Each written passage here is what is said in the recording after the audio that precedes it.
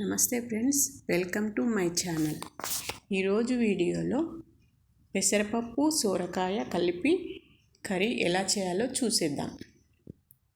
ముందుగా సోరకాయని ఫ్రెష్గా కడుక్కొని పీల్ తీసుకొని ఇలా కట్ చేసుకొని పెట్టుకోవాలి. ఇలా సోరకాయ మొత్తాన్ని ముక్కలుగా కట్ చేసుకొని పెట్టుకోవాలి.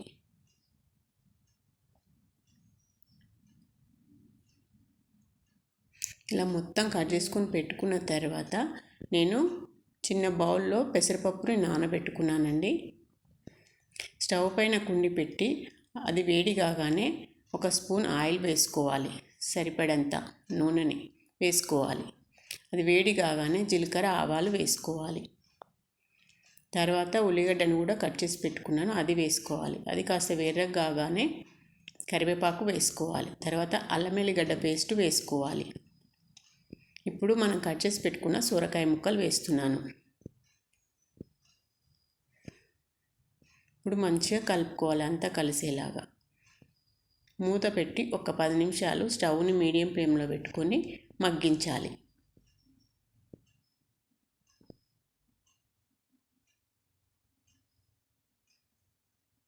మగ్గిన తర్వాత ఇప్పుడు మనం నానబెట్టుకున్న పెసరపప్పును వేస్తున్నాను. ఇప్పుడు మరొకసారి కలుపుకోవాలి. కలుపుకొని మూత పెట్టి ఒక 2 నిమిషాల పాటు మగ్గించుకోవాలి. తర్వాత 1 స్పూన్ పసుపు, కలుపుకున్న తర్వాత మళ్ళీ 1 స్పూన్ కారము, రుచికి సరిపడంత కారము వేసుకోవాలి. సాల్ట్ వేస్తున్నానండి, రుచికి సరిపడంత. ఇప్పుడు మూత పెట్టుకొని స్లిమ్లో పెట్టుకొని మగ్గించుకోవాలి. చూడండి, ఒక 10 నిమిషాలు ఉడికిన తర్వాత అంతా ఉడికిపోయింది. కొంచెం అడుగంటకుండా కొంచెం వాటర్ వేసుకోవాలి. కూర ఉడకకపోతే కొంచెం వాటర్ వేసుకొని మరొక 2 నిమిషాల పాటు మగ్గించుకుంటే సరిపోతుంది.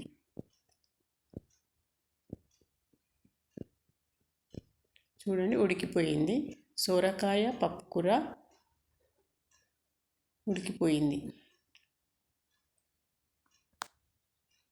కూర రెడీ అయిందండి. ఇప్పుడు స్టవ్ కట్ చేసి